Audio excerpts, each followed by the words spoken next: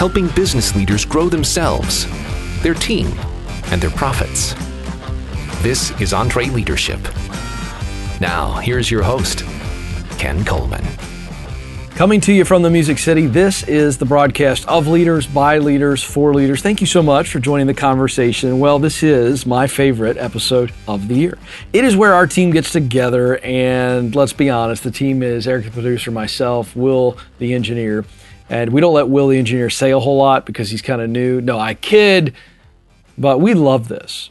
And I think this is a great exercise for anybody as you look back on the year and you say, what were the best things of the year? So we do this in the form of a broadcast and what we feel like were the best conversations, but you can do this in any level of your business. Hey, what were the best wins, the best sales, whatever it is. This is a great exercise. So we're going to give you 10 excerpts of our favorite conversations, no particular order as you hear them.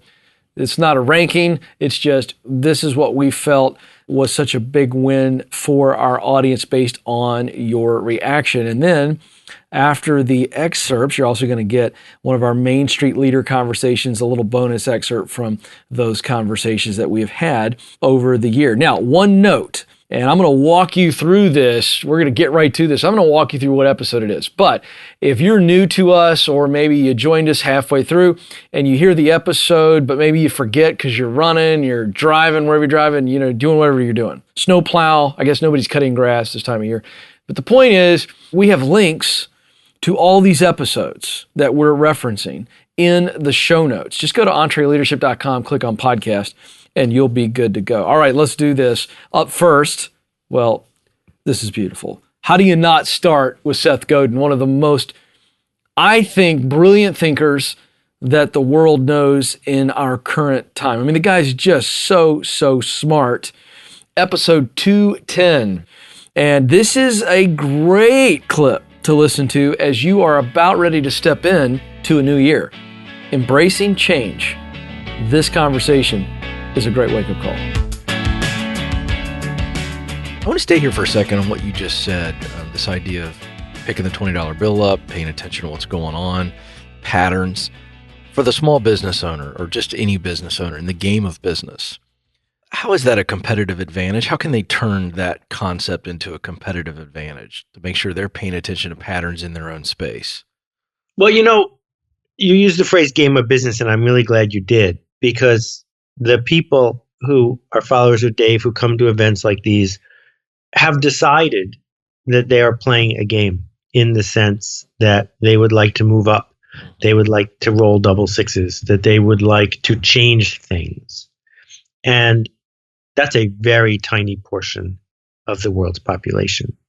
And this explains why it's so difficult to get people to learn things now that learning is free, now that learning is widespread. Access to learning is there, but people are still standing there tapping their foot saying, yeah, but if I can't learn it in 3 seconds, I'm going on to the next thing. And I think where this brings us back to the $20 bill stuff, two university professors, I think they're from Duke, are walking down the quad, and they're both economics professors, and they pass a $20 bill lying on the ground, and the first professor walks right on by. And the second one asks the first one, who's a professor of free market economics, why didn't you pick up the $20 bill? And the guy says, well, it's obviously fake, because if it was a real $20 bill, someone would have picked it up already. And that's the story we tell ourselves when we don't want to engage with ideas that stress us out, when we don't want to engage with the possibility of change. We tell ourselves the story, well, it can't be any good. I should just go back to my day job. When in fact, your day job at this level is to change your day job. That's what you're supposed to be working on. How do you learn a technique or see a pattern or sign up for a course that's going to change the way you deal with people or money or processes or inventory? Because the only way things are going to get better is if you do them differently.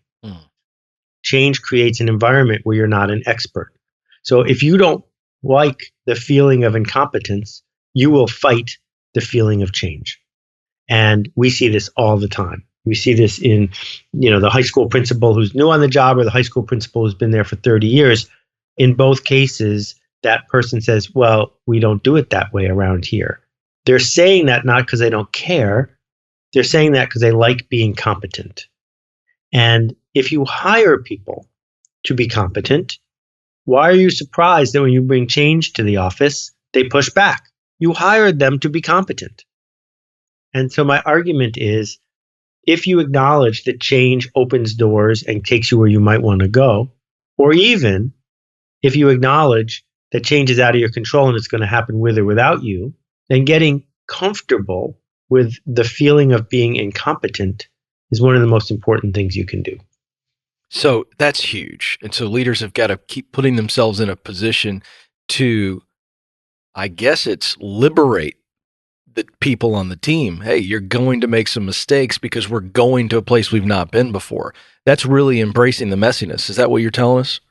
Well, it's a big part of it. And we end up, because people are afraid, misdefining mistake, right? So what happens is someone becomes sloppy, someone becomes disrespectful, and they say, hey, boss, you told me I could make mistakes. Well, no, we both know that's not the kind of mistake we meant. The kind of mistake we mean is the generous one, the brave one, the one that leads to learning. That when you're using your best judgment and it turns out your best judgment is wrong, you just learned something and now your judgment becomes better. That's the kind of mistake we're talking about. So if you look at a hyper successful company like Starbucks, Starbucks was in the music business, then they weren't. Starbucks was in the bakery business, then they weren't.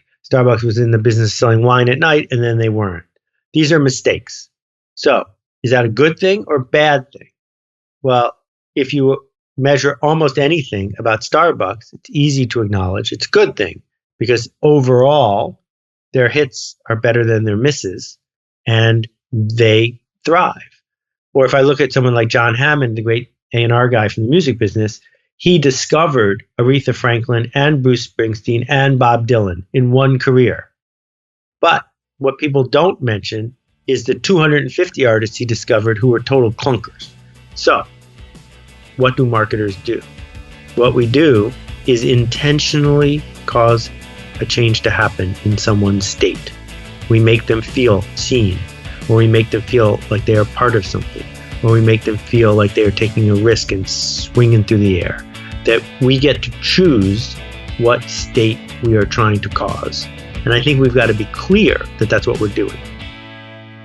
Up next, Chris Beres Brown. Now, this is fun for me because we love introducing you to people who maybe you've never heard of. Now, some of you may have heard of Chris, but the reality is I had never heard of Chris. And we get presented all the time, Eric and I, with books, and publicists are hitting us on a regular basis. By the way, I got to say this. Eric, the producer, is sitting literally 3 feet away from me today in the studio. We're in our new EntreLeadership studio. It's fantastic. I love it. So he's not behind the glass. He's right here. So I might talk to him a little bit, but you may not hear him very well, but he's literally 3 feet away. And he smells fantastic, by the way. So we get, what would you say, Eric, 3-4 emails at least a day or every couple of days from publicists pitching us on stuff. Okay, so we get this book from Chris. So in episode 181, we discuss escaping a life on autopilot. This was a conversation that I really enjoyed. It was so refreshing, and so many of you loved it. Here's a big challenge. Do not let wonder digress. Well, I've spent many years now helping big businesses get better at creative leadership so that they can think more differently, more dynamically about the future. And what I've realized over the time is you can't really be a good creative leader unless you're a conscious leader. And so many of my clients, they wake up in the morning, they probably check their mail in bed, and they carry on doing so as they brush their teeth. And the next time they are conscious and aware of who they are and what's going on in their world is actually when they're back in bed in the evening, because life is just going so fast. They're just on a train. Yeah. And it just struck me that actually it was very, very difficult for me to get these guys to be really good at creativity unless I got them to be more conscious, more alive, and more awake. And I realized that actually so much of our life is actually dominated by habitual thinking and habitual behaviors that I figured there must be a way to break out of that. Yes. I think what we need to be able to do as leaders is stand back and say, what's needed here? Which is my favorite question for a leader. And it's impossible to do that when you're running at 100 miles an hour. Personally, what I would do is I would have times of day to change gears. So if in doubt, one of my favorite creative techniques, which we have now exported to the likes of Coca-Cola and Nike and Unilever and all these people, and they love it, is a walking, talking creative technique where you just go out in a pair. One of you rants about the issue that you're having ideas on as the other one just listens. And if you rant for 7.5 minutes flat out, really, really fast, eventually you run out of conscious story. And you start to say stuff that comes from your subconscious. Now, when you're talking, it might be rubbish. It might not be true. It might not be smart at all. It doesn't matter. Every now and again, you'll say something interesting, and you'll notice that because you have a physical reaction.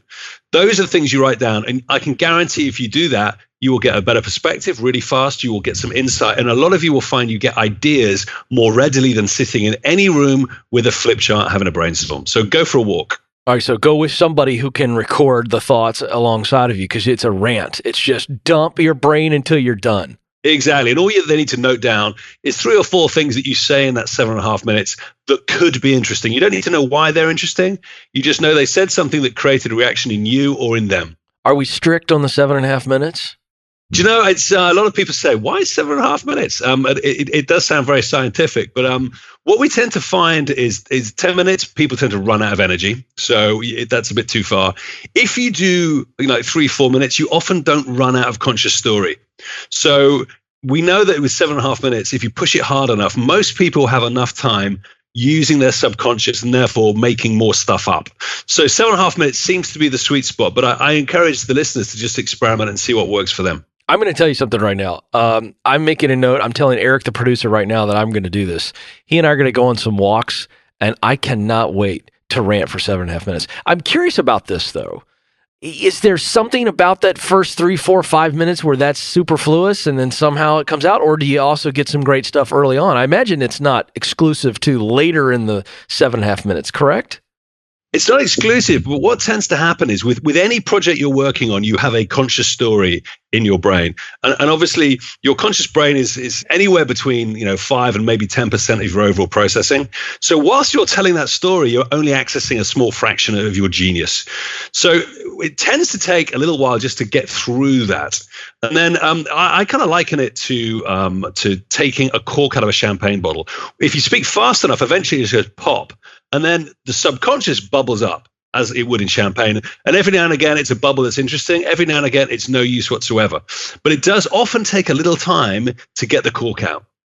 I am beside myself right now. I am so excited. Chris, I've just named it. This is going to be the name of my process. I'm going to throw it out there. Tell me if you like it. You can be honest. And the listeners, you come up with your own. But I'm going to call it, it's time for me to bubble over. Oh, there we go. I'm having it. I mean, I've been calling it talk it out, but you're doing much better than me. I think so. I got to tell you, I'm a little proud of myself right now and equally as excited to try it. I think this is fantastic, Chris. I got to tell you, I'm absolutely out of my mind excited. Eric, we're going to call it bubbling over. It's time for me to bubble over, and we know what that means from now on. So there it is, folks. Come up with your own phrase. I think this is, so you're saying you've done this with, you mentioned Coca-Cola, other big time companies. These people are doing this regularly and they're getting results. It's a fantastic way to start processing on any brief. We use it when we're cracking something that's difficult. We're using it when we have, a client that can't quite articulate, what their brief is. It's a fantastic way to get things moving. And I mean, I wrote about this in my first book back in 2006. And it is still a staple of the work that we do because it's so human, it's so natural. You need no planning, no preparation, off you go. Okay, one thing before we get to our next excerpt. This little bubble over thing that I kind of was just brainstorming in the middle of the conversation, here's what we'd love for you to do. If you have tried the bubble over technique, or as you listen to this, you go, I think I might want to try this, and you do try it, we want you to let us know. We'd love to hear how you're using it, what has come of it. This is the feedback we love because we want to celebrate you. So just go to EntreLeadership.com/podcast and go to this episode, the compilation best of episode here, and put your comments there in the show notes. Up next, Jocko Willink. This was episode 226, The Discipline Advantage. And by my calculations, Eric, Jocko has made best of 2 years in a row. Is this true? That is true. Only one. Okay. So if you don't know who Jocko is, retired Navy SEAL commander, this is a guy, when we talk about life and death, he actually understands what this means. It's not something we experience in the movies. This guy gets it. He has a very wildly popular podcast as well. Jocko Willink. This is our conversation with Jocko. I want you to talk to leaders right now about developing other leaders. What can we learn from the military about preparation, readiness, teaching, guiding, pushing out there, letting them begin to lead on their own so that you're constantly moving men up the ranks? I think that's something that we can really admire and take from the military. So in a corporate or small business setting, what can we learn from the military on developing leaders? If I want somebody to step up into a leadership position, I'm going to put them in a leadership position. I'm going to move them up. I'm going to bring them to a spot probably just outside their comfort zone, maybe even just outside their capability, but I'm going to put them in a position where they're going to start to lead things. And if you want to develop leaders, put them in leadership positions. That's what you do. And I'll tell you what, this doesn't only work with the good guys, your front runners, your high potential people. I've done this with problem children of mine in the past, guys that weren't performing well, negative attitude, thinking that they could run things better. I said, oh, well, you got an attitude like you can run things better. That's great. I need people that can run things better. Why don't you step up and take control of this next mission? And we'll see how that goes for you. And I'll tell you what, one of two things is going to happen.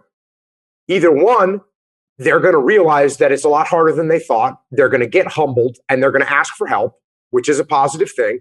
Or they're not going to ask for help because their ego gets in the way and they're going to fall flat on their face, which is also humbling, which is also a cure for arrogance and bad attitude. Yeah. So both those solutions work out pretty well. Okay, I love this. I want to stay here for a minute because I want to play the cynic. I absolutely agree with what you're saying. But we got people listening and watching right now. They're going, wait a second, Jocko, they're not ready. I don't know if they're ready. You're telling me to put them in there in leadership and I don't know if they're ready. Why? Yeah. Now, of course, when you put them in there, you monitor, you pay attention. Sure. You're not putting them in there, shutting the door and letting them come back 2 weeks later and see what happened in the office. No, that's not what I'm talking about. But you do need to give them enough room to maneuver, enough room to learn. You can't just be the easy button. And the first question, when I was a task unit commander, so when I was in charge of 2 SEAL platoons, sometimes my platoon commanders would come in and ask me a question, hey, Jocko, how do you think we should do this operation? Or what do you think I should do with this guy in this situation? And I'd say, get out of my office. You go figure that out. You're a platoon commander. Go figure that out. You tell me what you want to do and come back and I'll tell you if I agree with you or not. And that is the way you train people, because if you're the easy button for your team, guess what? They're going to get trained and conditioned to use that easy button. And not only are they going to come to you with everything, they're also not really learning to make decisions for themselves. So even though you're playing a little devil's advocate, the solution still holds true for sure. You want to get these people into those leadership positions. Again, do you want to risk huge capital or clients that, when I assign a guy to lead a project, that's a huge client that we've never worked with before, and I want to knock it out of the park? Would I assign a new leader to take that job instead of the experienced one? No.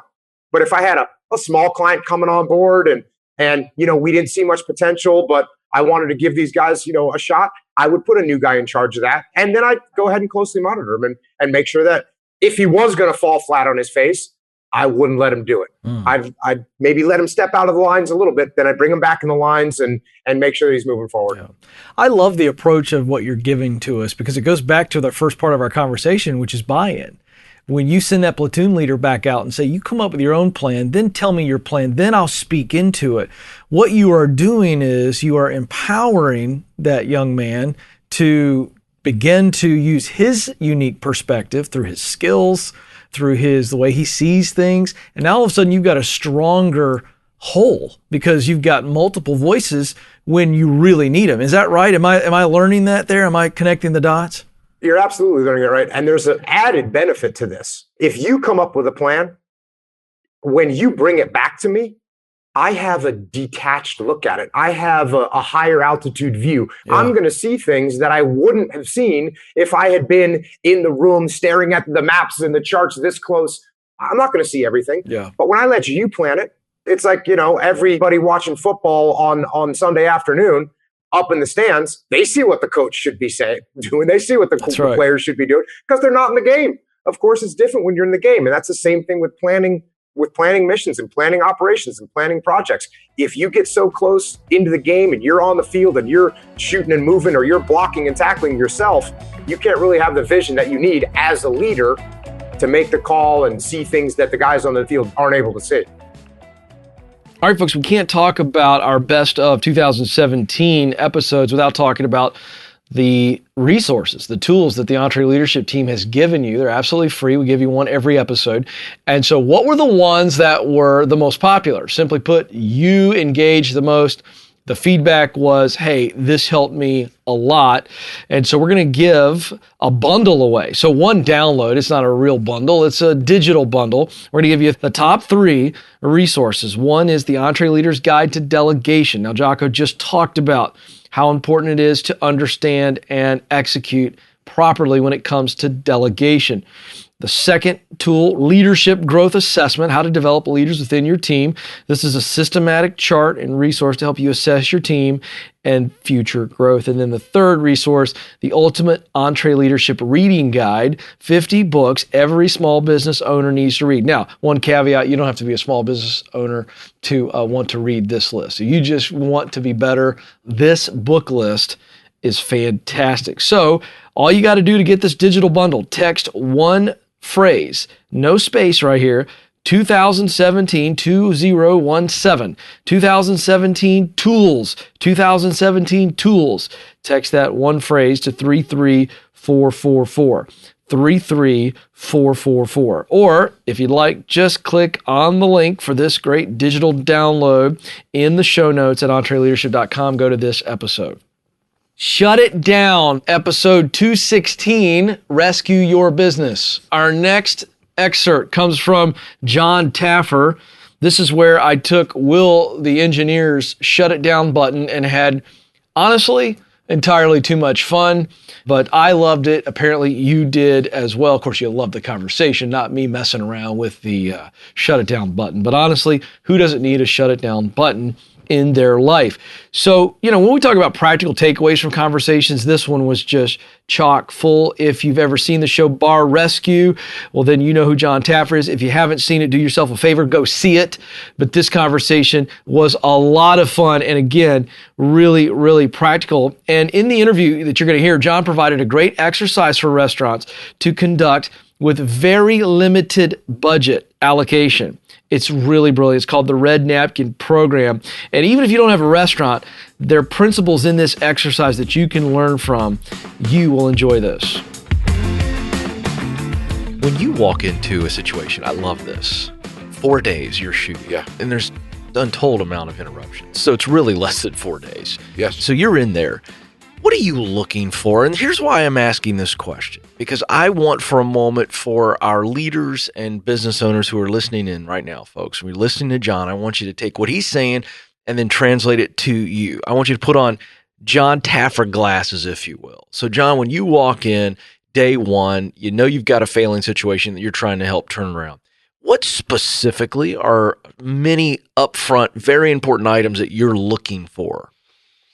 Well, there's the basic things in a bar business. Obviously, you can walk in and there can be an odor that tells you everything, right? It can be a visual disaster that tells you everything. Mm-hmm. But, the first two things I typically look at is organization and structure. Mm-hmm. And that might surprise people. But if there's a structure and an organization, that tells me there's an engaged owner. If there is no structure, no organization, or no standards, that tells me I have an unengaged owner. And every failing business has a failing owner. So I always land at where is the individual failure within this business model. And let me take a second and define standards if I can, because often we don't really understand what a standard is. A standard is a measurement of performance that are qualifiable. This is what I want you to do. Quantifiable, this is when I want you to do it, and verifiable, I'm going to make sure you do. And those are the elements that in fact define a standard. If you don't have all three, then we have nothing.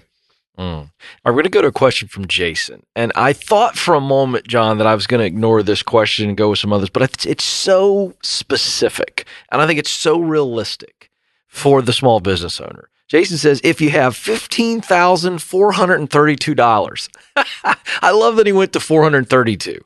$15,432 to spend on advertising marketing for the year. So that's not a lot of money. Small business here. Where would you recommend he spend that money? Well, let me share a couple of things with you that few people really talk about in the restaurant business. If somebody comes to a restaurant for the first time and has a great experience, the statistical likelihood of a second visit is under 40%. Wow. If you come to that restaurant a second time and have another flawless experience, the statistical likelihood of a third visit is about 43%. If you come for a third visit, the statistical likelihood of a fourth visit is now over 70%. Wow. So smart restaurateurs market to 3 visits, not 1. Because 3 visits can get you into a lifestyle cycle. And think about it. You've been to many restaurants. You've had a wonderful time. But, it just didn't get into your life cycle. So you never went back again. You would, but you just don't think about it. It's out of sight, out of mind. So what we do is, the average cost of a new customer through traditional media, and it varies by market, can be anywhere from $20 to $120. When you start advertising in traditional newspapers, traditional radio, traditional television, et cetera, it gets expensive. So what we do is we put together a 3-step program. We call it the Red Napkin Program. Let's say that you have the best tacos in town, and they're famous.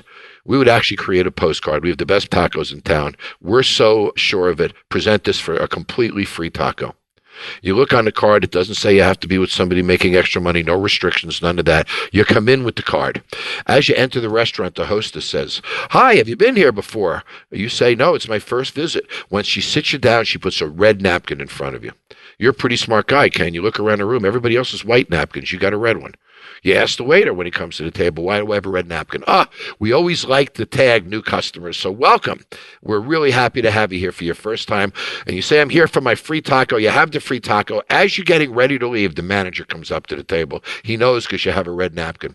Says, "How's the tacos?" "Absolutely unbelievable. You know what? You got to have our burrito." I write on the back of a business card, $5 off burrito. "Come back, please." Now I connected with the customer. He leaves. Higher statistical likelihood of a second visit because of that handwritten business card for the $5 off burrito. 3 days later, he comes in for his free burrito. Everybody knows second visit on table 104 because he has a burrito card. At the end of that visit, manager hits the table again, says, "How was it?" "It was great.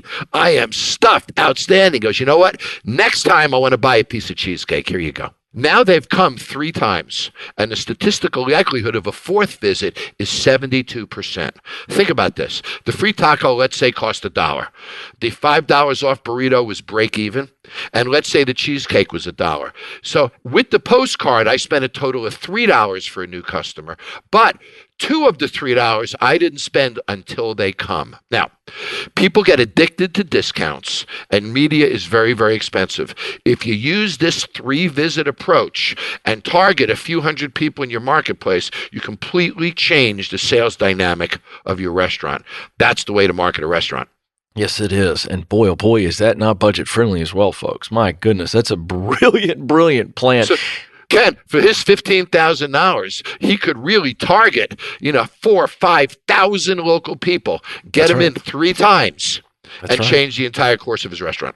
Yeah, I once heard Seth Godin refer to Kevin Kelly, who's a futurist, and Kevin Kelly wrote a long article on this idea of 1,000 true fans is all you need to succeed in any business. I mean, let's just boil that down to this example. If you're spending that $15,000 and out of it you get 1,000 true fans of your restaurant, you are winning big, yes? Oh, absolutely. And today through social media, if you're good, you go into their social media pages and you connect with their friends and you build a whole online community, which brings me to another interesting topic. There's 3 things to marketing almost any business. And when I was young, Ken, I had an experience that changed my life. I was general manager of a hotel, small Holiday Inn hotel. And I was struggling with labor costs and marketing costs like everybody else is in an independent business too. And every month I'm trying to shave an hour off labor and trying to shave energy costs. And I'm fighting under expenses. And somebody walks in and gives me this idea for a promotion. I did it. Make a long story short, my revenue went up by about 30%. And for the first time, I didn't have a labor cost problem. I didn't have a marketing expense problem. And I learned when I was about 24 years old that revenue cures everything. Mm-hmm. Everything is cured by revenue. So I became a revenue nutcase at a young age, Ken. So when I take a look at revenue and marketing in almost any business, there's only 3 things. New customers, customer frequency, and how much they spend. That's all we've got. So the program that you and I just described, got them through the door and established some frequency from them. But the average business, and I'm speaking in a broad stroke sense here, if the average business can increase customer transactions by 1 time a month, that's about a 12% increase in revenue. We don't work frequency as a separate thing, and new customers is a separate thing, and spend is a separate thing in the independent business world. And that's a real disadvantage. We need to know that. How many people are coming through my door, clicking through? If that number isn't going up, then I have a serious problem. 2, how often do they walk through my door, click through, buy my products, etc.? 3, how much are they spending every time they do? If I don't know those 3 questions, that you're not managing revenue, you're just accepting revenue. Wow. Like I said, 1,000 true fans is all you need. What a great challenge going into 2018. Big thanks to Jon. And that is so worth rewinding, listening again, and sharing. Could you imagine, by the way, Jon Taffer in your business for 4 days? The only thing that would make Jon Taffer following you around for 4 days better is if I was following Jon and I had the shut it down button. Shut it down! All right, up next, David Allen, maybe the most enjoyable voice of anybody I've ever interviewed. Just going to throw that out there, a little small distinction there.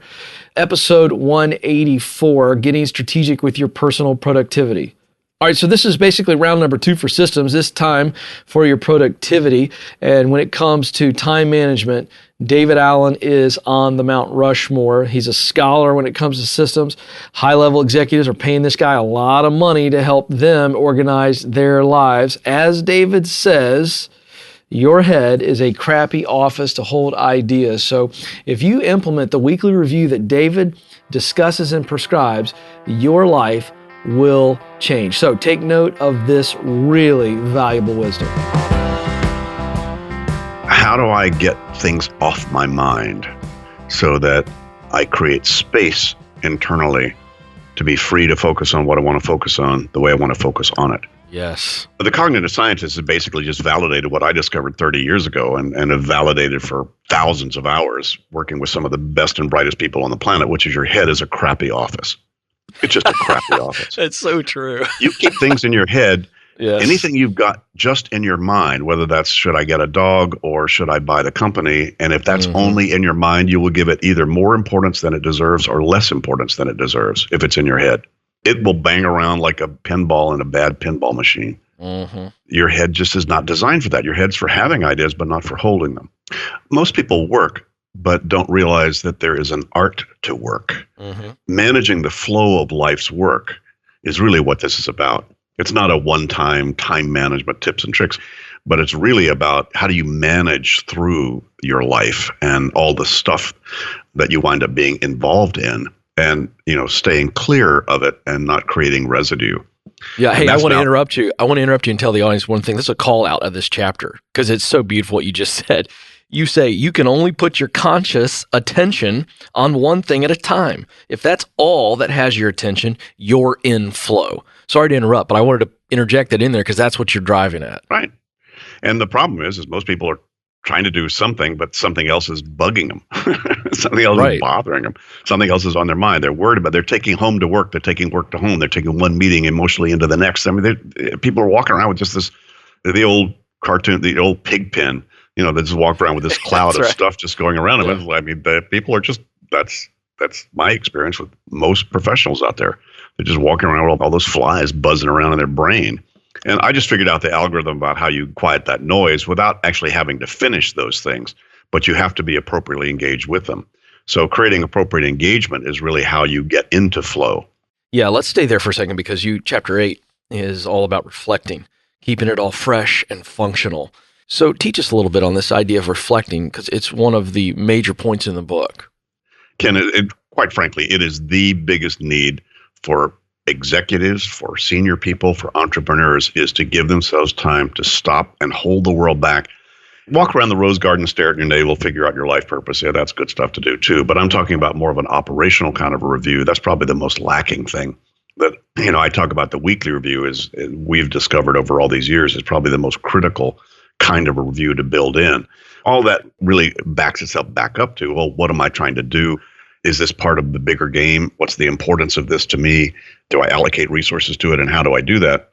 And so that requires some sort of a reflection process. Now, anybody who looks at their calendar is doing a reflection process. If you looked at your calendar and say, oh, I got this interview with David Allen, you just step back and did some version of a lift up a little bit, look across space and time and say, okay, here's now where I need to be and what I need to be doing. That's a reflection process. But a lot of people review on a daily basis. They look at their calendar and they look at their to-do list, et cetera. And a lot of people have big goals and so forth on a longer horizon, but it's that in-between thing. All those projects that most people have in terms of checking status on that. How are you doing about hiring the VP? How are you doing about planning the next vacation? How are you doing about reorganizing your senior team? And those kinds of things, which we call projects, that are going to take more than one step to get closure on, and stepping back and reviewing that inventory. And most people listening to this have somewhere between 30 and 100 of those things, that we've seen over all these years. Very few people have that list or have that inventory, and even fewer people are actually looking at that on a regular basis and keeping that current. But man, that makes such a difference. That's a game changer in terms of you feeling comfortable about your priority decisions. So you don't have time to think. You need to have already thought. That's right. You need to have built in a thinking process. And, we suggest 2 hours a week. You really need to close the door and stop doing social media, don't answer the phone, don't check email. Take 2 hours and step back and take a look at the inventory of all of your commitments, all the stuff that's going on, check status on all that. Easier said than done. It's quite a habit to build in if you don't have it already, but a critical one. All right. The other Chris that I did not know about prior to his book coming across my desk, Chris Voss, episode 180, Negotiating as If Your Life Depended on It. I'm going to go ahead and tell you this, whether Eric, the producer, likes it or not, this was my personal favorite. And not in any other way than just, I really enjoyed, I'm always learning on behalf of you folks. When I meet you at live events or we communicate online, you tell me many times, it's the highest compliment that I could get, that you feel like I'm learning at the same time you are. And by the way, that's true. That's very authentic. It's why you feel it. This one was my favorite. I was looking for opportunities to negotiate. I even thought about getting a police scanner and inserting myself into some criminal situations to see if I could help. And my wife thought that might not be a good idea. I think you can tell I'm very disappointed about it still. But anyway, Chris Voss, former FBI hostage negotiator, gave us some incredible tactics that you can learn from. It was very hard to choose what we're going to play for you. So we're going to give you what we give you. And by the way, the entire Ramsey Solutions sales team is going through this book after it aired. So this is a great book. Just a little note here for your sales team. You don't think that at first, but it really, really is. So here you go. Some keys to unlocking expertise from someone who has literally had to negotiate for another person's life. Well, you become the smartest person in the room when you start tapping into other people's brains. When you realize that collectively, if I can steer the thought processes, and if I understand who's doing the work and where the burden is, I will look like the smartest guy in the room. And that boils down to very strategically timed questions, open-ended questions, which sounds ridiculously, stupidly simplistic. And that's what I love about that, because you can really sandbag some people if need be.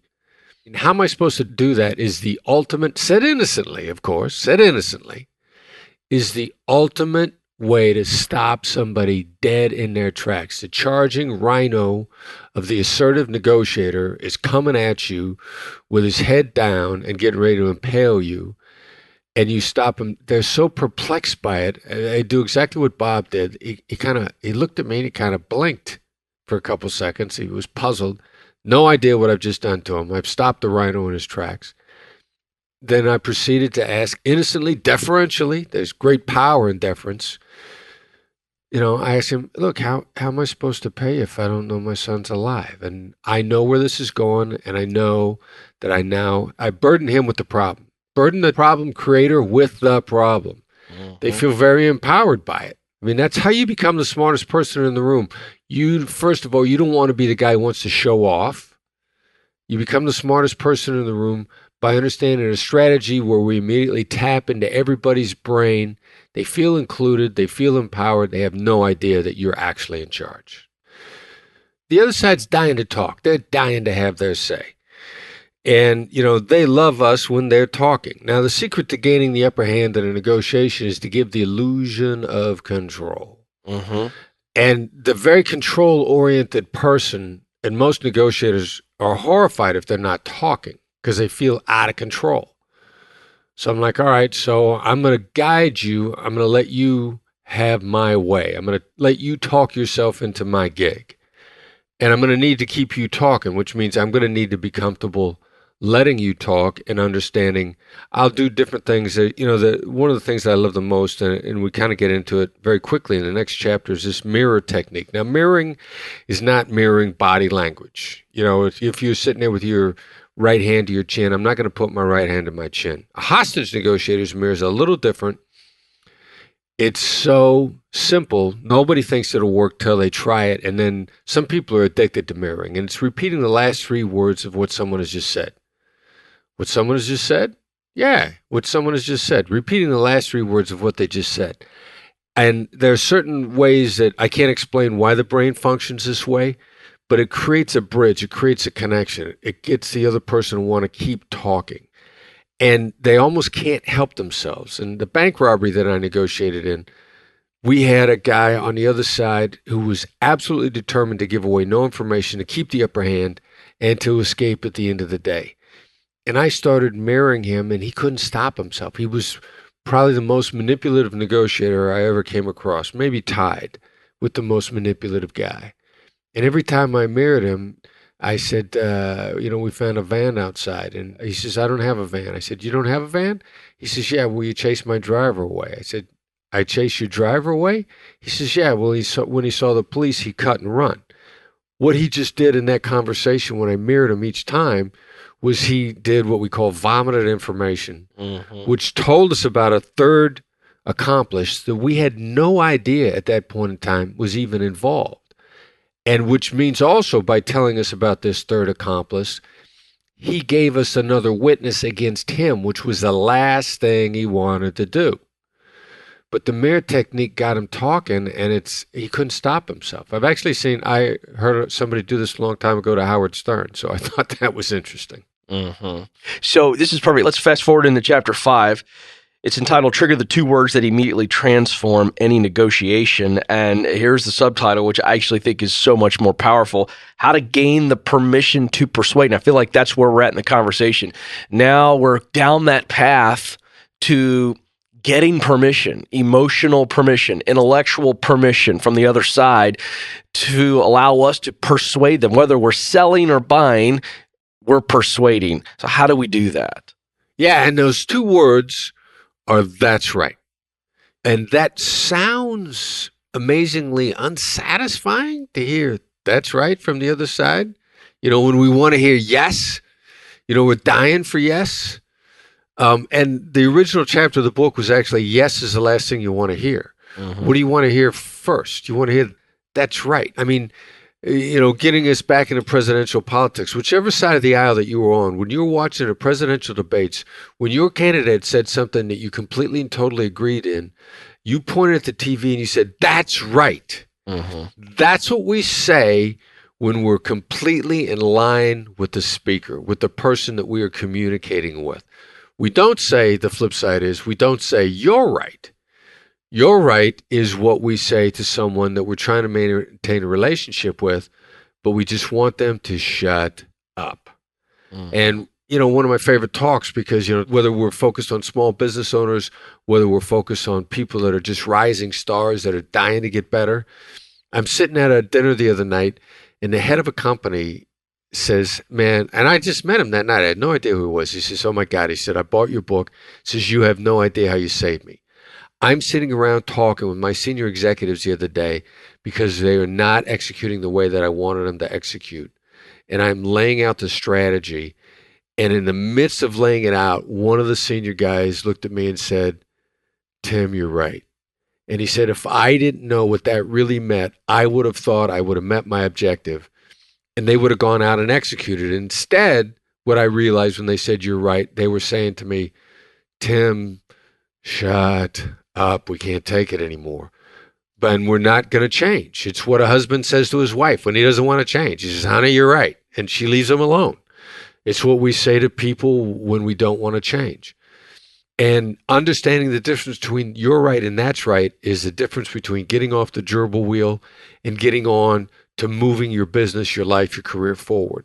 Because when somebody says that's right to you, and you have to be willing to articulate it from their point of view, at that moment in time, we've got the moment that Covey always wanted us to get to. Stephen Covey always said, seek first to understand, then be understood. When the other side says to you, that's right, you have met the first threshold. They feel you understand them, and they now have opened your ears and given you permission to show them a new way. By the way, I don't know if any of you movie hacks out there felt like Chris sounded like Christopher Walken. Boy, I tell you, really fun. The only thing we're missing now is some cowbell. All right, moving on. While some of you are trying to figure out that reference, we go to our next excerpt. Bob Bodine, episode 186, The Power of Relationships. So you're learning so much. And when you think about communication techniques, you need to be balanced. And relationships in your inner circle are the greatest resource you have. We underestimate the power of our inner circle, the power of our relationships at our own risk. So this episode got a lot of feedback, and this guy, Bob, if you don't know who he is, one of the most influential people in the job search for coaches, athletic directors on the Division I level, no matter the sport. This guy is a big deal. Sports Illustrated named Bob the most influential man in sports you've never heard of. So you're going to hear a lot of potential numbers and value from those close to you in life, and this time you'll never underestimate them again. This conversation will have huge impact if you allow it. The power of who. You already know everyone you need to know. Now, we're going to unpack that subtitle because that's a huge thought, maybe the biggest thought in the book. But Bob, here's what's great about this book, because so many people, we got a bunch of go-getters that are listening in here and they want to go get it. And they think, oh, I got to network, and I hate that word. And I think you probably do too, based on what I read.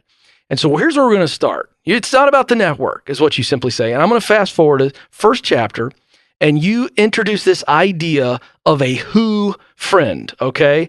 And there's a great power in a who friend. So I want you to describe it. What is a who friend? So even when people were talking about the power of who, that kind of confused them. They were all like worried about that. And I said, so I would have called it the power of relationship or friendship. Sure. But we have 5,000 people on Facebook who are best friends. That's right. So we have no idea about what friendship is anymore. That's right. I mean, we're just texting people, and most people are graduating college and they're going to go out and do a LinkedIn strategy, right? To a bunch of people we don't know, right? And they don't have to know anything, but they're going to want me. Oh, sure. They're going to help me out. They're going to get me the job of my dreams. Yeah, that's right. All of this stuff is crazy. Who?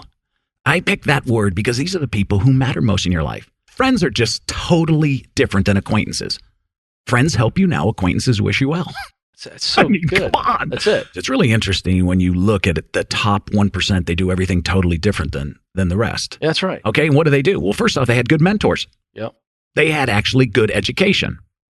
They actually didn't buy into this world system called networking. Let me get this correct. Is that like Face's websites handing out business cards to strangers? Right. Sending Dear Recruiter letters? Yeah. I get 52,000 resumes a year. Yikes. Dear sir, to whom it may concern, Dear Recruiter. Right. Now, Dear Recruiter, that's an oxymoron, right? Right. I don't know you. It's so true. Come on, seriously. You'd send in your stuff. I get coaches, they're going to send me in some aspects of like videos of themselves. Right. I'm not watching your video. I mean, I don't know who you are. That's exactly right. You have to know someone who knows another person.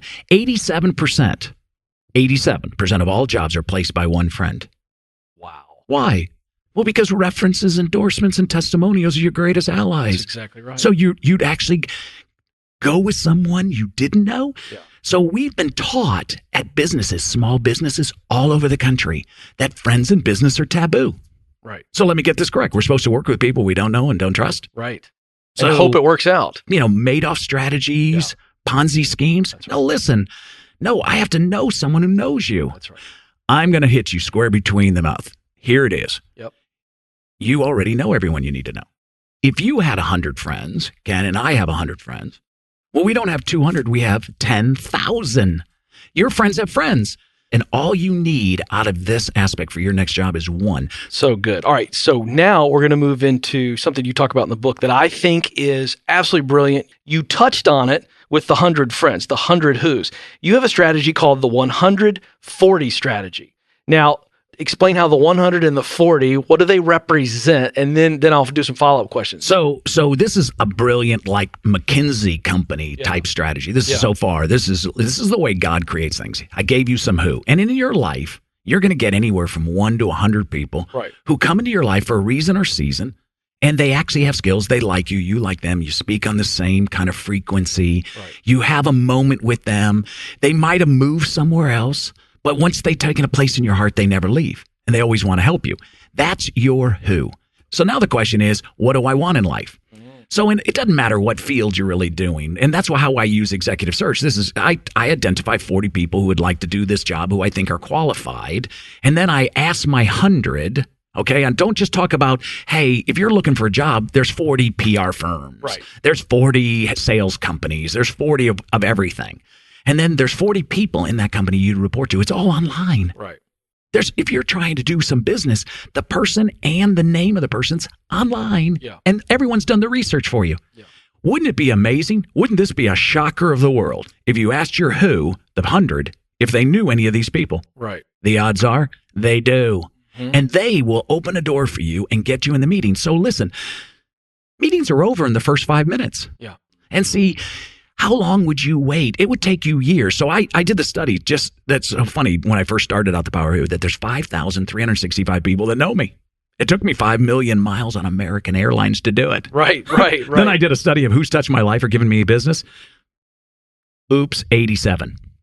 Wow. So I took like stupid off my forehead, and I focused in on my 87, the people I were given, and my business quadrupled. So that's the magic in this formula. This formula is that your who were given to you to help you, but they can't help you because it's kind of this Jerry Maguire thing. Remember, the football thing? He said, help me help you. Yes. How could I help you if you didn't tell me? Wouldn't it be logical that you'd identify 40 things you want to do with the 40 people and watch how God works in opening up the fact that he has some people. He's got some peeps for you, and these people are going to open up doors. Why? If you came into a room with my 87, and they're all amazing, and your 87, are fantastic as well, but my 87, why would you want to be friends with them when you know me? Just ask me and I'll open the door for you. Exactly. So this is a portal. Yes. This is a transportation around mountains and speeds. Why would you do that when all of a sudden I've already done it for you? Big lesson here that I'm learning, folks, and I like to share stuff with you as I'm learning from our guest.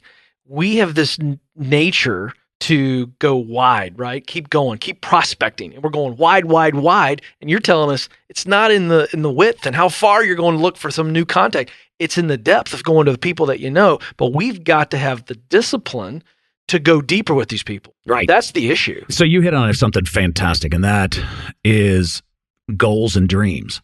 Everybody's got lots of goals, but get your dreams. There's 2 words that you have to be: consistent and disciplined. I like that. And so there has to be some consistency. And see, this also starts in your personal friendship. So men over the age of 35 stop adding friends. Why is that? So because they keep their old ones, and then they're friendly. So we've taken this whole thing on friendship, and now we're calling people friends that are just friendly. So we damn glad to meet every single person. That's true. And then by the time we do it, we say, hey, so I have people all the time, they go, hey, you're my who.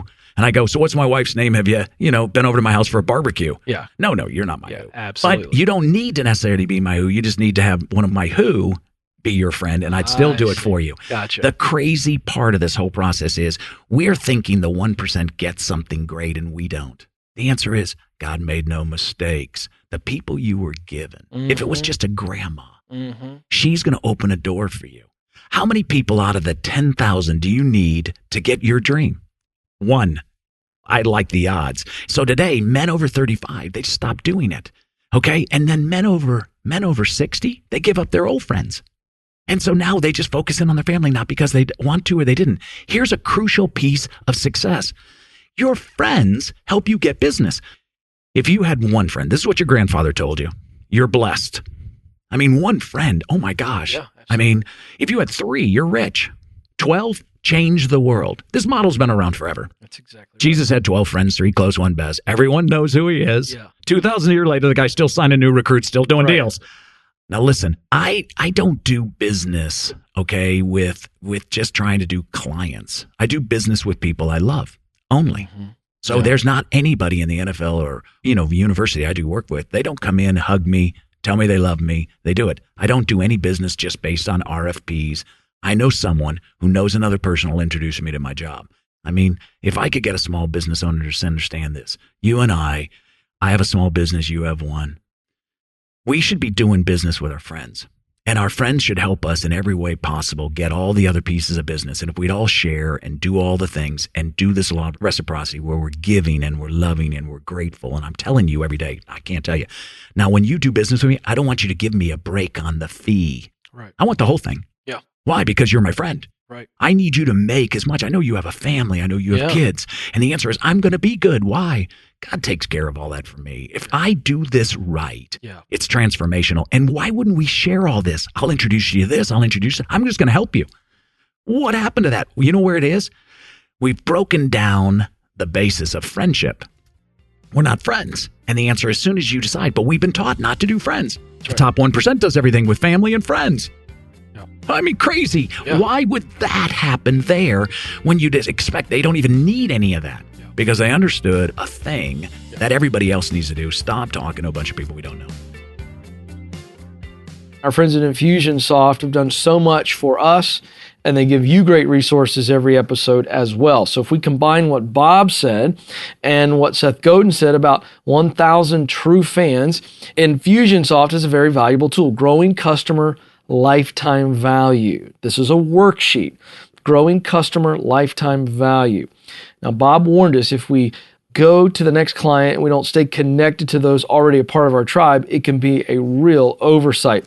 In this worksheet from Infusionsoft, they're going to cover 50 cost-effective ideas to expand or to begin the process of wowing your customers. Why? To get repeat sales and referrals.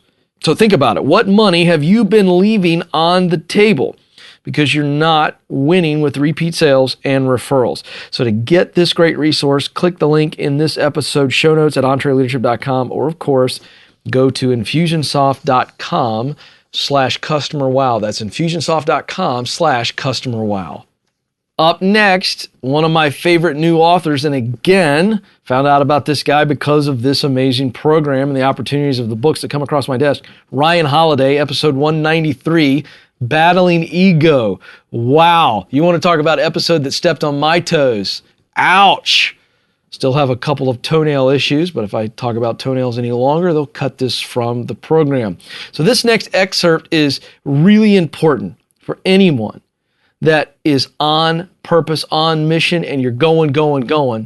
And sometimes we have to be careful that our passion doesn't become this personal ego issue. We got to remember the why and not think about who in terms of us. So this is a great reminder to stay grounded.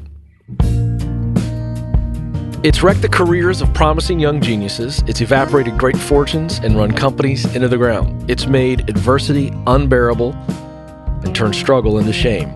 Its name, ego, and it is the enemy of ambition, of success, of resilience. It is an internal opponent warned against by every great philosopher in our most lasting stories and countless works of art in every culture, in every age. Ryan Holiday, in the book entitled Ego is the Enemy, you fight to destroy it. It is a haunting book for anybody that has a heartbeat to do anything that matters. This is must reading. It's from the back of the book I just read. And Ryan, let's just start there. What a great statement. Why this book? I read a lot. I read a lot of self-help books. I love them. I love philosophy, history. But what I found is that almost every great work is sort of telling you how awesome you are, how you can do more, how you can be amazing.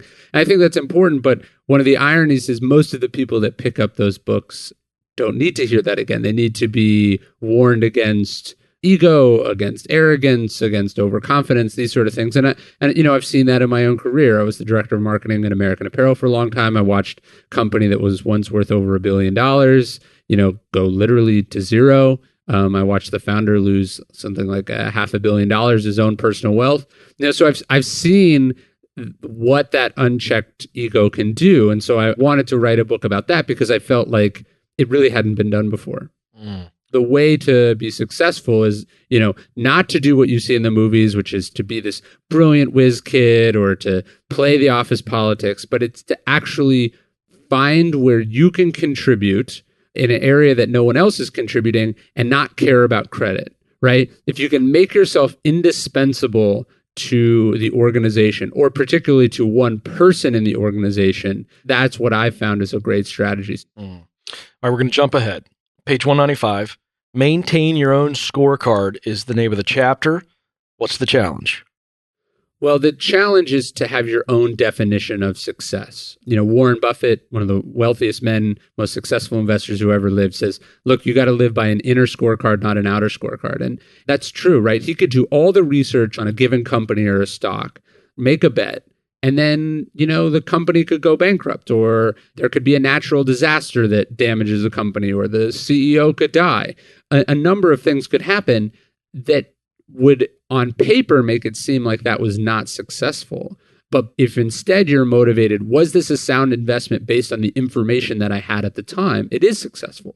Again, working with coaches and athletes, what's so refreshing about sports is you have to come to terms with the fact that you could do everything right and lose, right? In the course of a 82-game basketball season, a team that's at 500 is going to lose 40 games, right? So losing 40 times is humbling. And I think for the rest of us who don't do that, you don't have such a clear definition of success and failure at a job or as an entrepreneur, you can feel like because something didn't make money or it didn't get the critical reception that you wanted, that it's a failure.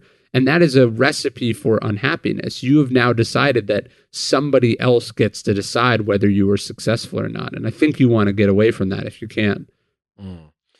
For those who maybe have a little bit naturally larger ego, is this a myth? Is anyone's ego larger than another? What's driving that? And just curious for you to I just want you to theorize on that for your own thoughts on the way to get a true mirror. I think it has to start with, what is my ego? What's my default ego? Is that? Well, look, I hope this doesn't come across as like I wrote this book about ego because I don't have one and I'm telling people not to have one. It's that I think actually the more ambitious you are, the more you're trying to accomplish, the more there's going to be a little ego there. You've got to have, if you think you can do these crazy things, like think about how crazy it is to want to be president, right? To think there's the most powerful man in the world and that you deserve to be that person. In a way, that's all ego. But we also know that being egotistical while you're in office is a recipe for being really bad at that job. And I think that's true for all things, right? To think that at 20 years old, as a college dropout, that I could write books, there's a little ego there.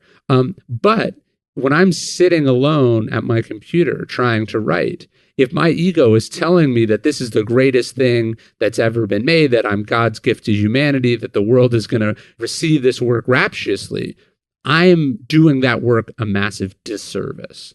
And so that's why I think ego is so bad. It's not that being confident is bad. It's that being egotistical is bad. Just as having crippling self-doubt or feeling like you're a loser and that you can't do anything, that's bad too. So what we're trying to get is somewhere in the middle where we've got an honest, accurate understanding of what our strengths are, but we're not blind to our weaknesses either. And we're careful and we have clarity around that. That's what we're trying to accomplish.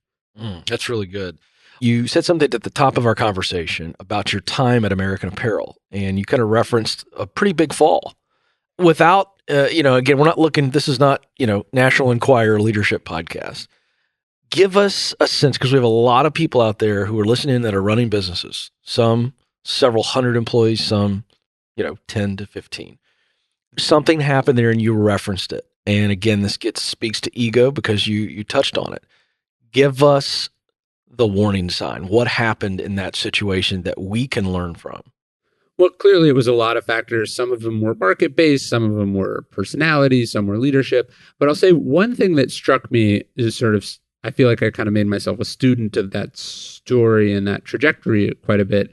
One thing that always struck me is that on its face, the company is an insane idea, right? It's like, hey, we're going to make our own clothes in America. We're going to pay people a reasonable wage. We're not going to do branding. We're going to do our own advertising. We're going to do all this stuff. And everyone said it was crazy. And then it worked, right? And to a degree, that's kind of entrepreneurship, is like everyone says you shouldn't do something, you do that thing, and then you're successful. So that's great. That's inspiring and motivational. But the problem is you want to make sure that you don't take from that the wrong lesson. You take from that, hey, we're playing with fire a little bit here, that we challenged expectations, that it was an uphill battle, that we got through it because we were creative and we did the work and all this stuff? Or do you say, nobody else knows what they're talking about, I'm a genius, right? And I think there was a little bit of that in American Apparel. It's like when you get so used to bucking every single convention, you lose track of where the line is, what you should do and what you shouldn't do, what's reasonable, what's unreasonable, what the analysts and the investors are advising versus what you want to do.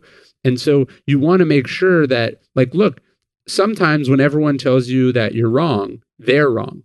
But often when everyone says that, hey, that's a really bad idea, they're right and you should listen to them. And so I think that what ego can lose is the ability to discern good advice from bad advice, conservatism from being a hater. Not everyone who tells you not to do something is a hater. Sometimes they really are looking out for you. You absolutely have to have a network of people who are willing to challenge you, who are willing to push you to be better, who are willing to tell you when something you're working on is not up to the level that your other work is. I think that's very important. And there's another thing that I like. I think it's a quote from Hemingway. He was talking to F. Scott Fitzgerald about reviews. And he says, basically, if you read the good reviews, you got to read the bad reviews too. So you can't just let the stuff you like go to your head. You also have to go out there and actively seek out that criticism. Another way to think about it is like, if you're the smartest person in the room, in most of the rooms that you're in, you're not challenging yourself. You're not staying in that student mindset. And you're going to start to naturally feel like you're the smartest person around because it's true. And so I think you want your inner circle to be filled ideally with people who are better than you. By the way, a little point here coming out of the conversation with Ryan. If you're the smartest person in the room, you're not in the right room. There you go. You can tweet that. Big question coming out of that thought. So what rooms do you need to be in? Who do you need to be hanging around?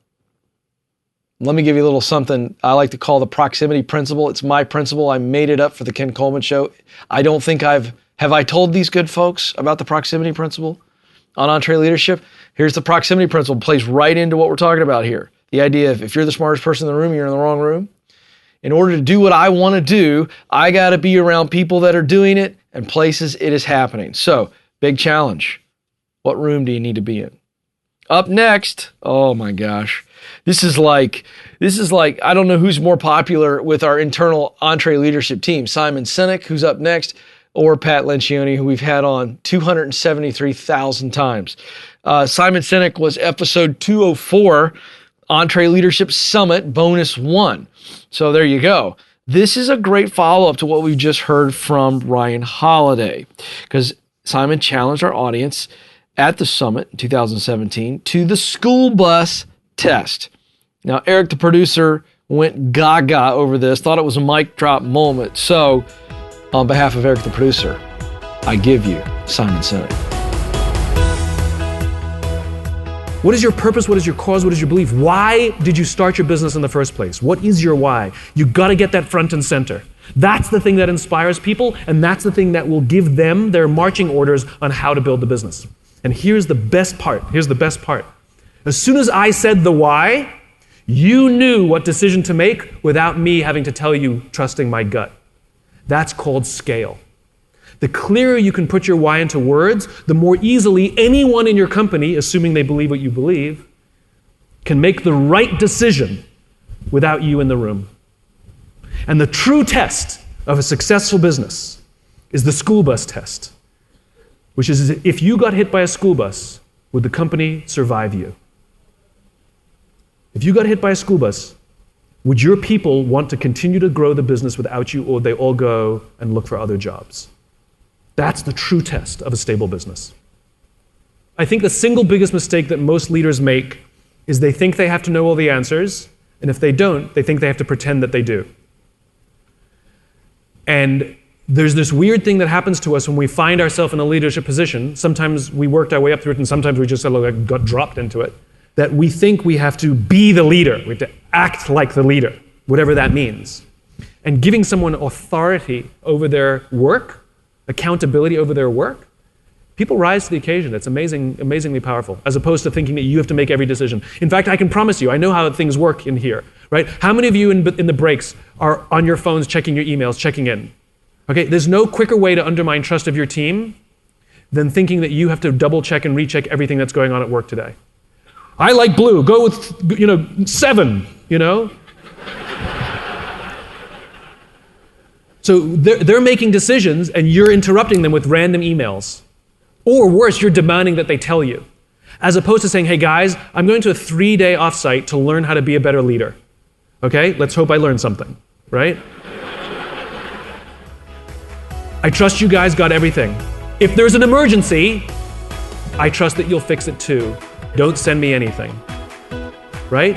There's no quick way to undermine trust in your team than to demand or expect that they have to check in with you while you're away. Let them make decisions. Let them own it. Point here, the lobby at Summit was quite a bit different, as you might imagine, during the break after that talk. I didn't see a whole lot of people, Eric, on their cell phones. Good stuff. And by the way, when you're at an event like this, or any event, where you've got somebody really bringing the heat, there's change that happens immediately. It's not the immediate change you need to get all gussied up about. It's did the change stick? Sustainable change. Just a little preaching there for me, because, hey, I fall prey to this too. How do we sustain the changes that we begin to experience at a live event? Making them habitual, not just emotional. See, what's happening at a live event is that you're experiencing some emotional change and buy-in, but then it's got to translate into habitual change. By the way, I've got to mention Summit 2018 almost sold out. I'm so excited. Going to be in San Antonio, Texas. Seth Godin, Condoleezza Rice, Alan Mulally, Dan Cathy, and so many more. If your calendar is still open on May 20 through 23, and you want to get really serious about growing, you'd love to come to an EntreLeadership event. It's our flagship event. So much fun. Great community. Just text Summit 18. That's just one phrase, no space. Summit 18 to 33444. That's 33444. Up next, Mel Robbins, episode 208, 5 Seconds to a Better Life and Business. Great book, great little idea. Had so much fun breaking this down, and I'm a big believer in this. Had been doing my own version. The tragedy is I didn't come up with a book idea with it, and Mel did. So there you go. Folks, you got to act on it. When you feel you got something work, you got to throw it against the wall, and she did. So there you go. But listen, folks, we really, in all seriousness, we had great response to this. People were changing habits. They made hard decisions. And one listener, Joe Bailey, who's an archer. Now, some of you have no idea what that is. That's a professional bow and arrow person. One of my best pals, you know him, Bill Hampton. His next door neighbor is a professional archer. Yeah, it's very exciting. I always duck when I run outside, though. So anyway, this was really, really exciting, fun episode. Joe Bailey, who's an archer, he used this focus and he won the 2017 IBO Traditional Worlds Championship. He credits part of his success to the truth and the concept that Mel Robbins drops in this excerpt. All right, so let's dive into this. We'll break it down, take our time, because it really is simple but profound. So what is it? What is the 5-second rule? Let's just start there. When I tell you what it is, I don't want you to dismiss the rule based on its simplicity, because the results that you will achieve with it are mind-blowing, deep, and profound and lasting. So the moment that you have an instinct that you should do something, or you start to hesitate because you start to feel afraid or you start doubting or overthinking, that's when you use the rule. Moment of hesitation, a moment of an instinct to move forward. Start counting backwards, 5, 4, 3, 2, 1, and then move. It's really that simple. Now, one of the reasons why the rule works, and yes, you do need to count backwards. You don't have to do it out loud, but you do need to count backwards 5, 4, 3, 2, 1 to yourself, is the rule, believe it or not, I discovered it by mistake. The rule is a form of metacognition. Now, metacognition is a fancy word that basically means brain trick, brain hack. You can use tricks to outsmart your mind in furtherance of your higher goals. And so when you count backwards in a moment when normally you'd overthink or you'd procrastinate or you'd listen to your fears or you'd start to think, when you start counting backwards 5, 4, 3, 2, 1, you're doing a number of things at once. Number one, you are taking action, because counting backwards is an action. Number two, you are interrupting the patterns of behavior that get encoded in the interior part of your brain as habits. Habits of worrying, habits of doubting yourself, habits of procrastinating, habits of overthinking, habits of blowing things off until you feel like it. And when you start counting backwards, 5, 4, 3, 2, 1, you actually interrupt the pattern. And finally, and this is the really wild, cool, profound part, when you count backwards, 5, 4, 3, 2, 1 to yourself, it requires focus. You don't do it all the time. It's not something that you just kind of on autopilot, you catch yourself counting backwards. When you stop the action and go 5, 4, 3, 2, 1, you are forcing your prefrontal cortex to awaken. And the prefrontal cortex is the part of the brain that you need in order to change. The prefrontal cortex is the part of the brain that is active in functional MRIs when we're teaching people new behavior, when somebody's doing deep and strategic and slow thinking, and when somebody is acting with courage or taking a risk or doing something new. And so essentially the 5-second rule is a brain hack that turns off the part of the brain that sabotages your success and activates the part of the brain that makes change and courage and confidence easy. And so when you understand that there's only a 5-second window between all the wisdom and the knowledge and the urges and the shoulds that could change your life and your business forever, and your mind killing those things, now you have the secret to success. You have the secret to productivity. You have the secret to sales. You have the secret to confidence. And so it's all about moving in those small moments on the inner wisdom that's always there talking to you. It's a self-monitoring tool. And, you know, there's a huge trend in Silicon Valley right now for mindfulness. And if you read Tim Ferriss's book, The Tools of Titan, the one thing that every single billionaire that he interviewed in the book share in common is they all have a mindfulness practice in the morning. The 5-second rule is a way to train yourself to have instant focus and mindfulness and self-monitoring. I mean, the reason why people meditate is because it trains you to be able to control your mental state and your mindset. That's why people do it. And this is a rule that you can use at any moment. Like I use it in business negotiation all the time. Because if you let your emotions kick in as somebody's trying to undercut you, you're not going to be powerful. Yes. I want to spend the rest of our time with what you call your favorite section of the book. It so happens to be mine as well. And it's a bold promise that you lay out there, but you deliver. And it's entitled, How to Become the Most Fulfilled Person You Know. Now, I'm going to read just a section, folks, from page 191. You say that we will be able to explore deep and meaningful connections in relationships. And there's some amazing stories in this section. And so I want to tee you up to maybe share one of the stories from that section, because I think at the end of the day, the big payoff of all of the valuable things that you've already touched on is this idea of fulfillment. And this little rule gets us to a point where we can get to a place of true fulfillment. And I just believe, Mel, and I know you agree with this, that fulfillment is what everybody's truly chasing in their soul. Even if they can't articulate that, fulfillment is what it's all about. Share with us a story from this section. Yeah. Look, they've done so many studies on fulfillment, on satisfaction, on the meaning of life. And at the end of the day, it comes down to relationships. And life is not about thinking, it's about living. And the thing that's interesting about particularly this section of the book and the section about relationships is how scared we are of one another, how often we're just not telling one another. I think one of my favorite stories, though, and I'm going to get really choked up talking about this, it was one of these instinct moments where somebody had seen me speak and they wrote to me and said, hey, I just heard you and something tells me that you would love to check out the memorial page for a guy named Josh, 29-year-old kid who was killed by a hit-and-run driver in New Orleans on New Year's Eve last year. Wow. And he said, I think there's just something about this page that will really speak to you. He's the kind of person you talked about. He's the kind of person who thought it and said it. He's the kind of person that lived fully. And I went to that Facebook page, and wouldn't you know, the first post at the top of that page, and this is totally random because he had sent it like 3 days before and I was just catching up on email. The first post at the top of the page that morning was by a woman named Mary. And Mary wrote this story. She knew Josh. She was very good friends with the family. And Josh and her son had grown up together. And she wrote this story about how at Christmas time, she had seen Josh across the way at a store like a Target.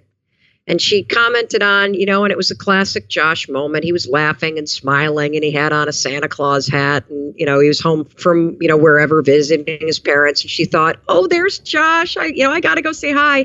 And then she stopped herself because she thought, oh, gosh, I look like crap. And, I got my sweatpants on and, I'll catch up with him later. And then she saw him again at a grocery store, like 2 days later. And again, she saw him and wanted to go over and say hi, but she stopped and she thought. And what she thought is, oh, I don't want to make a scene. He's far away, so I'll have to yell.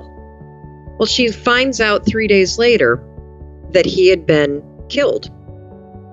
And she writes about how she really regrets the fact that she stopped herself. And she stopped herself from the silliest things, and she'll now forever think about it. But what she took away from it was that she now was going to be more like Josh. And she tells the story about how she was at the store the other day and saw a lady that she hadn't seen in a while whose parents were sick or something. And she had that same instinct where she wanted to connect. Her wisdom was telling her, and she went to go, oh, I'll wait. And then she said, nope, I'm doing it. And she yelled, hey, Mary, And so what also happened is I decided I wanted to include Josh in the book because it's this really important point that all you need to do is say it. That's what human connection is. We're all dying to feel connected to one another, and yet we hold back, we edit ourselves, we don't say it. I mean, I could point to a million examples of it, and I contacted Josh's mom to make sure it was okay, and she shared with me a bunch of screenshots from the night that Josh was killed. And right before, literally an hour before they lost him, Josh had sent his parents, a text that said, hey, before the new year, I just want you and Dad to know how much I love you.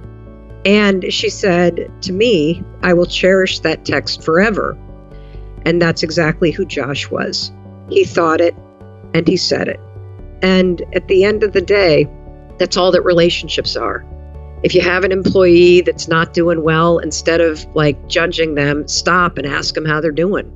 Ask them what's up. If you feel disconnected from your spouse, say it. If you see somebody you love, who cares what you look like? Say it.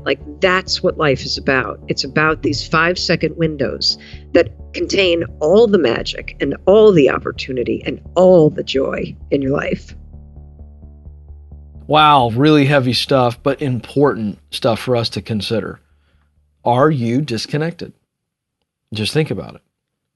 Who are you disconnected to that you, A, know you should be connected to, or B, you want to be connected to? Life is really, really short. It's amazing to me. The greatest life change, I believe, happens when people really confront death, either through a harrowing experience or a near miss, or just focused intensity to say, hey, how would I live if I had 30 days left or 60 days left or 6 months left? Great stuff here. And the 5-second rule really works. Told you at the top of the program we were going to give you a bonus excerpt, a Main Street success story, somebody like you, amazing listeners. This actually comes from episode 228 with Donald Miller, where we focused on how to double your revenue. And we just love bragging on you amazing EntreLeaders. This particular excerpt features Victoria Clausen. She is, in fact, the embodiment of the American dream, an immigrant that came over from the Ukraine who really walked through a lot of struggles as she started and built her business. She is the example of what we mean when we say that you small business leaders are the backbone of the economy. Check this out. My name is Victoria Clausen. I am coming from Baltimore, Maryland, and I own a floral design and event decor company.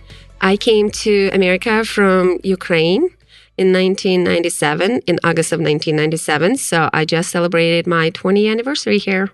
Woohoo! When I got my first job in a flower shop here in America, I started working, and I was working there for like a couple weeks, and I started doing some flower designs. I never designed before, but apparently this was something that I found out about myself. The person that did the flower processing quit. And because I was the latest hire, the owner said, I want you to go and do processing until I find somebody. I said, okay, that's fair. I'm there a week. I'm there 2 weeks. I don't see any activity, no interviews, nothing. So I came to her and I said, listen, with all due respect, what's the timeline looks like? Because I'd really like to go back to designing. And she said, I just thought about it, and I'm not planning to do that. I'm not planning to hire anybody. It's more comfortable for me to just keep you there. And I said, well, this is not what I want to do. I would say I need to find another job. If you want, I can stay until the end of the week, until you look at somebody. And she said, no, you don't have to. You can leave right now. And I said, okay. She said, I want you to understand something. You are nobody, and you're never going to be anybody. You are an immigrant, and I gave you a chance, and you should be grateful for the opportunity you have and not be too ambitious. And I turned around and I quit. And I remember walking home. I had to take a bus and a metro and a bus, and I was crying. And I just kept telling myself, just watch me. Just watch me. And I remember like about 5-6 years after that, I was doing a bridal show, and I ran into her main designer who was doing the smallest room in the castle, and I was doing the largest room in the castle. And I came to him and I just said, hey, Ron, I'm Victoria. You remember me? He's like, oh, yeah. I said, good seeing you. And I came home and I was like, Now, I first met Victoria literally as she walks onto the stage with Donald Miller and myself at the EntreLeadership Master Series, and we walked her through her website in front of the audience. I mean, this is, you talk about vulnerability, that was it. I was really proud of her, a really brave thing to do. So this is part of Donald Miller's feedback for Victoria. So everybody give Victoria a hand. Hi, Victoria. Welcome. Okay, so I've never seen any of these websites. They asked me, do you want to study them? And I said no, because I want you to be able to experience me looking at them from an outside perspective. One of the reasons I do that is because we struggle with the curse of knowledge. The curse of knowledge is a phrase created by Lee Lefevre. He wrote a wonderful book called The Art of Explanation. And Lee Lefevre says, if knowledge worked on a scale of 1 to 10, you understand flowers and whatever you do, which I'm about to find out, at a level 10. I mean, you know what you're doing. You have a PhD in flowerology. So, and I don't, right? I just need some flowers. So what we intuitively know, we've got to simplify this message because people aren't as smart as we are in our field of expertise. What we do is then we take level 10 and we scale it down to about level 6 because we've simplified our message because we want to reach more people. That's a great effort. The problem is people buy between levels 1 and 2. So from 2 through 6 is the curse of knowledge. We're talking over their heads. We're not speaking to their actual needs. And what we're going to see, I haven't looked at any of these websites, I guarantee you're going to see the curse of knowledge happening. But it's hard for you to see because you're so smart. You have to get a dumb guy to look at your website. And so that's what I'm going to do. Okay, so this is the first time I've seen it. Okay, there's a couple things I noticed right away. One is the top right corner of your website is your dominant real estate. So right here, we need a buy now or order flowers or whatever you do. So we need that right there. Instead, we have connect. I don't know what connect means, right? And I didn't come here to connect. I came here to buy flowers. So when you say connect, I say dating service. Now, if it takes me calories, my brain is going to fill in categories lightning fast. You can't stop it. You cannot stop your customers' brains from thinking. They see connect, they go dating service. Now you have to deconstruct the fact that you're not a dating service, right, in order to construct the fact that you're doing something else. Now, probably most people wouldn't go dating service, but I see connect, I think dating service. What I really want to see is buy flowers or order flowers or something like that. Okay, now I see this. The first thing you probably see is Victoria Clausen. And no offense, I'm sure you're a wonderful person, but I don't know who Victoria Clausen is. But there she is. And then floral events. So floral events are events that are put on for flowers. So it's where flowers get together and have events together and talk about what sort of petals are you going to wear to that wedding. I was thinking about wearing red. I noticed you're wearing red. It's March. Is it okay? Are we the wrong flowers for this month? Okay, obviously I'm being very facetious because I would I would imagine though that you bring flowers to weddings, to bank. Is that what you do? We design events. You design all of the events.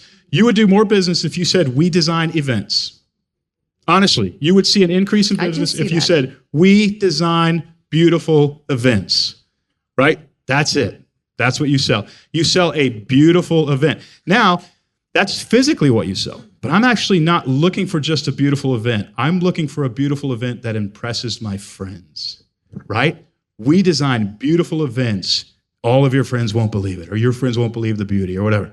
So flowers are part of it or not part of it? They are part of the... Big part of it. A big part of it. Mm-hmm. So, but it's floral events, but it's not like for the Rose Parade or anything like that. You can see why I'm confused. Correct. Okay, so we have a mantra at StoryBrand, if you confuse, you'll lose.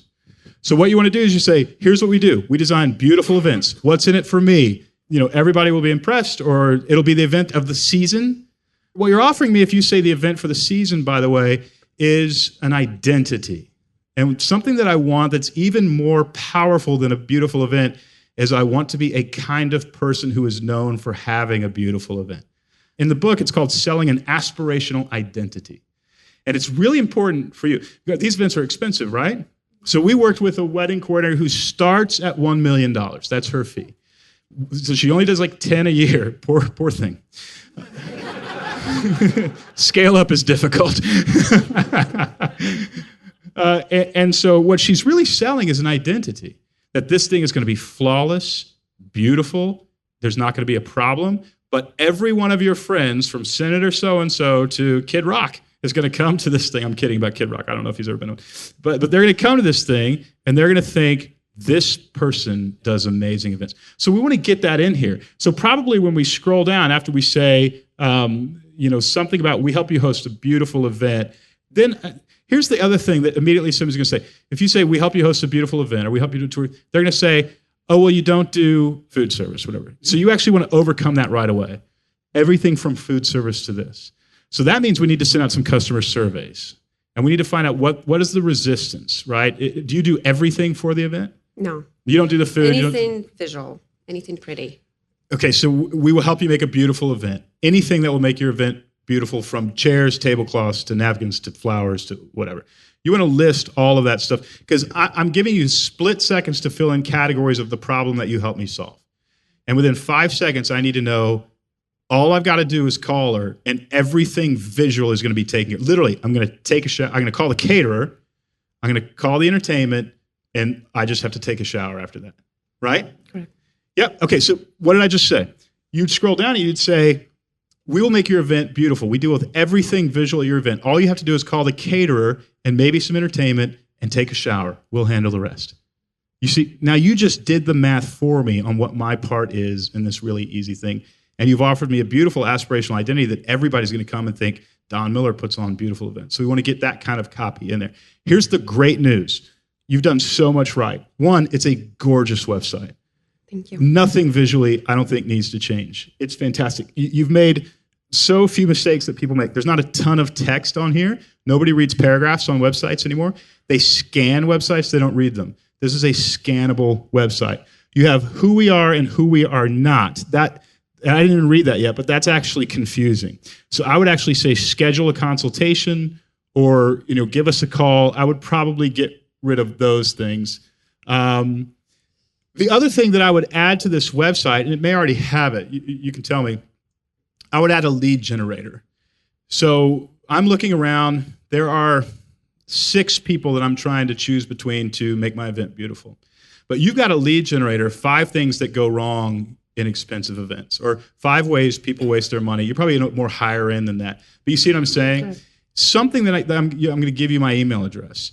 I give you my email address. You give me this 4-page magazine article style document that's beautiful. That says the 5 mistakes people make when they're hosting an event.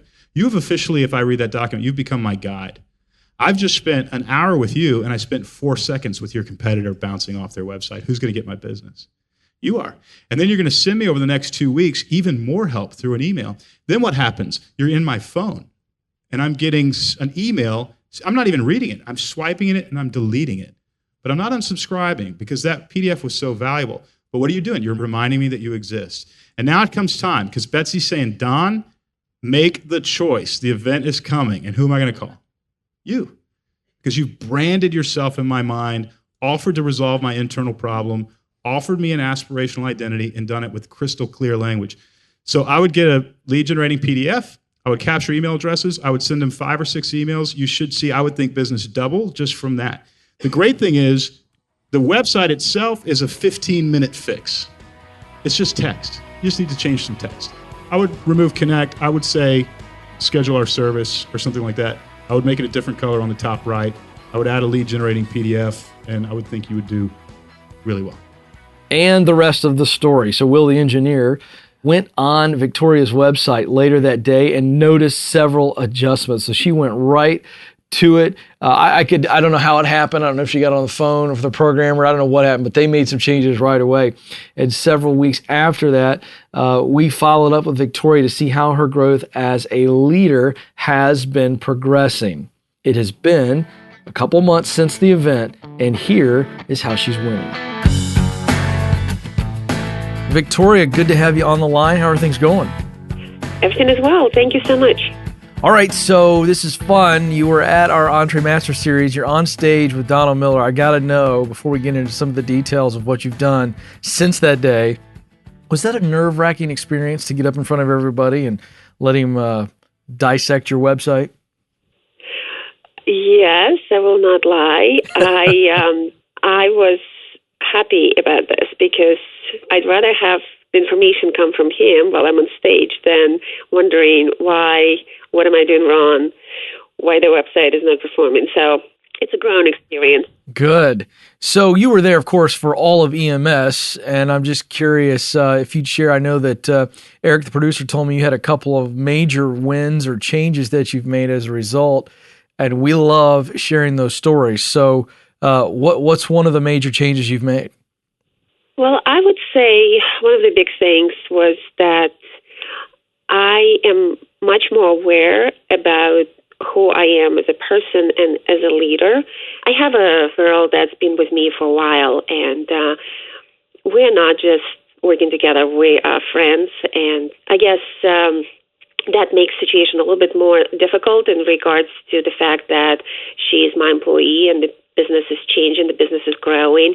And she pretty much wrote me an email right before the EntreLeadership telling me that, accusing me of the fact that I only care about my bottom line and not about people, etc. And I was able to evaluate it and kind of have the guts to confront her about this and tell her that, yes, absolutely, you're right. I do care about my bottom line. I care about my bottom line because if I don't, if my bottom line is not happening, yours is not going to work out either. I care about my bottom line because I care about every single person that works on my team. That's what keeps me up at night, to make sure that you guys have jobs, you guys have opportunities as well as I do. Because to me, owning a business, it should be a win-win situation. And a lot of times from the perspective of people who, on the other side, who are employees who don't understand in and out specifics of the day-to-day operations of looking at your bank account, figuring out the direction of the company. It's really hard for them to see the big picture. And for me personally, standing up for myself, being firm, and letting her know that, yes, what I do, I am proud of what I do because that's the right thing to do. Before, I would have started explaining myself and trying to find peace at all costs, but to be able to stand firm and defend what I think is right and not take things personally, that was a big win. I think about my Nashville experience every day, and you all have been such incredible cheerleaders. I'm just blown away. Really, really am blown away. I feel like there is just another family of support back there that I've never had that's real. And, you do it in such a genuine way that it gets to the heart. So thank you. Awesome. Well, Victoria, I know you're busy. I know it's the holiday season, so we're going to let you get back to it and to your team, but we appreciate you being a part of our tribe. And thanks for sharing openly with us about some of the changes you need to make and the changes that you did make. We appreciate you very much. Well, that's why we do what we do. We're all about helping you grow yourself, your team, and your profits. Hey, listen, some of you are listening in right now, and I don't want to miss the opportunity for those of you that are actually in a really tough time. I don't know what the situation is. I don't know if it's personal, professional. I don't know if it's a combination of both, but you're heading into a new year and you're literally just hanging on. You're going, when will 2017 end? And let me tell you something. You've made it. You've made it here. Don't quit. Hang in there. Franklin Delano Roosevelt, one of the most, I would say accomplished or revered presidents in United States history, once said so profoundly, when you get to the end of your rope, tie a knot and hang on. And that's what we want you to do. We're here for you. How can we help you? Call us, get on the website, get the number, get a hold of somebody on our coaching team. We're here to help you. We have a great community. Get to an event this year. We'll put our arms around you and encourage you and equip you. So it's been an unbelievable year, but I don't want to just celebrate without encouraging some of you who may just need that attaboy, attagirl to hang in there. Well, unbelievable. It's kind of sad, actually, but it's also exciting because I love new stuff and a new year is right around the corner. I just want to say a big thank you to several people who you don't hear their names when we do each episode. One is our executive producer, Blake Thompson, who oversees everything that goes out publicly over the video or audio waves from Ramsey Solutions. He's a big part of what we do, listens to every episode. Becky Powell, who spearheads so much on this program, getting our guests, the content, the tools that you get free every episode. She's driving that important train. And then, of course, Eric, the producer, my engineers, Will Rudder and Jim Babb, who make this thing so seamless. And I want to thank them as well. So, as I say and as I mean, as I sign off on each program, on behalf of Eric, the producer, our engineers, Will Rudder and Jim Babb, and of course, the entire EntreLeadership team, thank you so much for listening. We'll talk with you again very soon.